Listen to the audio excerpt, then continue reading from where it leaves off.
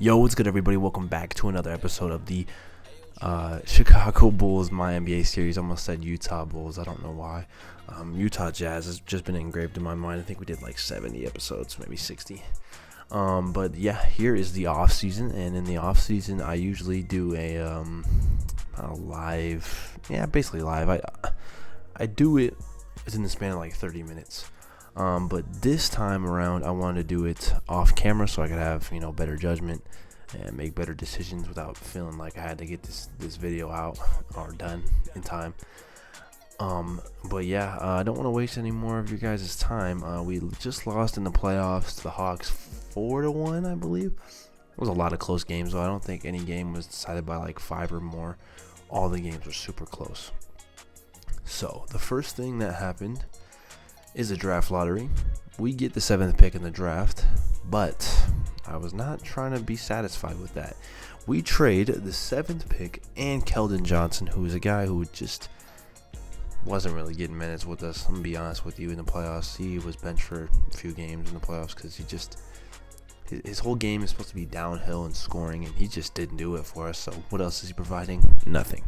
Trade him and the 7th pick to the Thunder for the Rockets pick, which ended up being the 3rd pick in the draft. Then we traded that 3rd pick. I believe we had the 17th pick in the draft, which was our own pick. Then we traded our own pick from 27, and then we swapped a 27 with the Washington Wizards and a 2nd round pick. Sent all that to I forgot who it was. It might have been the Pistons, maybe. I don't really remember. But yeah, we sent all that. Let me see. Was it the Pistons? I think it might have been. It was the Pistons, yeah. So we sent that to the Pistons for the 1st pick in the draft. And with the 1st pick in the draft, I went ahead and selected Alex Sarr. Somebody I feel like not only boosted us now, but will also boost us in the future in terms of talent. He's 7'1", 217, 19 years old, from France.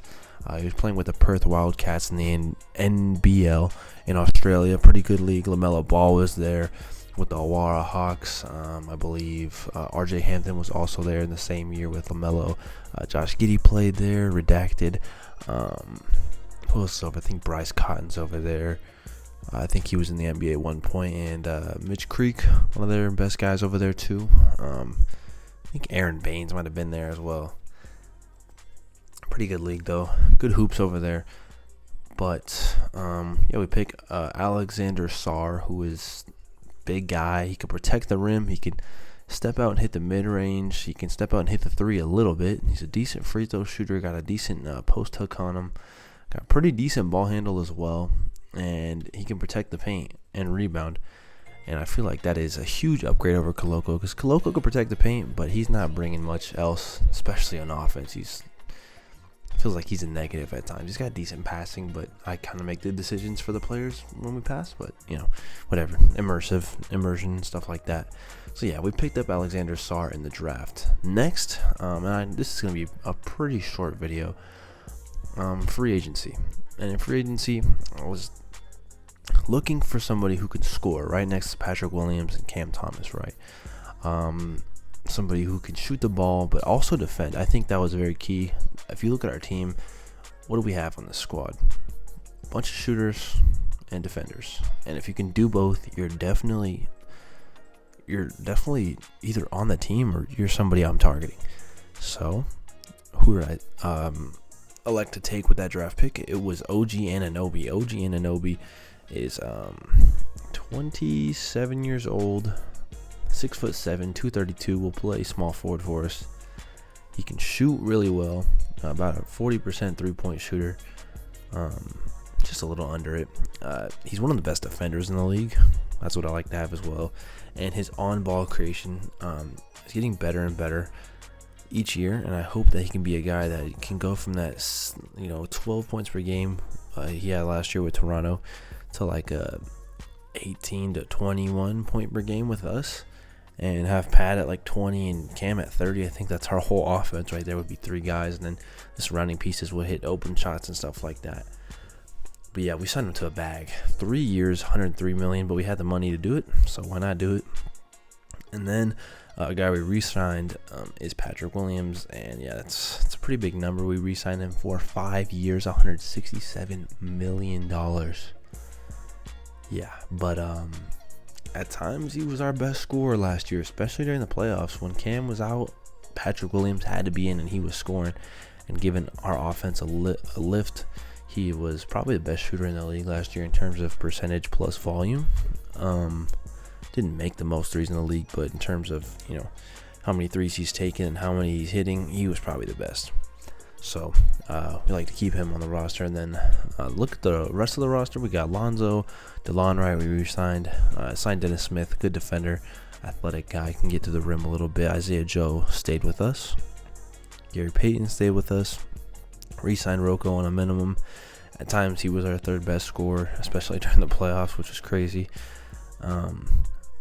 We signed Nick Batum, 3-and-D type of guy. Robert Kennedy, 3-and-D type of guy who we had last year starting at times. And he was our third leading scorer sometimes as well. And then Admiral Schofield, a guy who's an enforcer, a guy who won't take BS. He'll stand up for his teammates, but he can also play basketball pretty well, right? He's a decent shooter and he can defend, so that's somebody I'd like to have on our team. And then we also signed Blake Griffin, 6'9", little on the short side traditionally for centers, but today's league, you could have like a 6'8" center, or you could have like 7'4" center.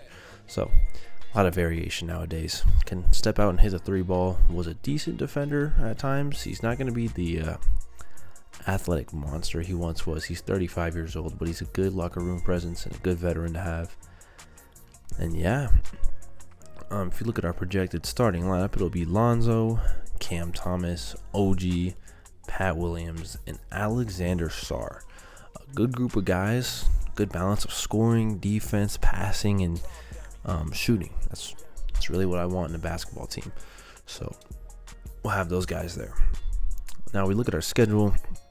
First game of the year, ironically, against the Hawks. I like that. I think 2K implemented that as a system. The team you lost to in the playoffs, you play them in first game of regular season, stuff like that, maybe. So we'll play them, and then the in-season tournament and group play will all be one episode. So I'll probably play this Sixers game on camera, and then I'll play these two, the Bucks and the Wizards games, off camera, and if I need to play the Pacers game, I'll play like half of that on camera. But I'll show all the highlights and stuff like that.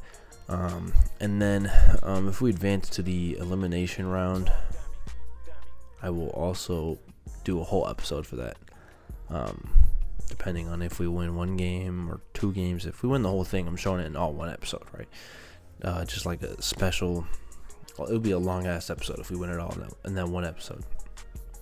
But yeah, other than that, we'll probably play 4 or 5 games after that. Maybe one like towards the deadline, one like right before All-Star break, and 2 after that, and then get to the playoffs. But yeah, that's what I've probably been doing with the Jazz and all the other series that I've done. And I'm excited. This is the second season of this series, and that's really when things start to get heated up. I don't know if we're a contender yet. I don't think we are, but I wouldn't be surprised if we won 45 to probably 50 games.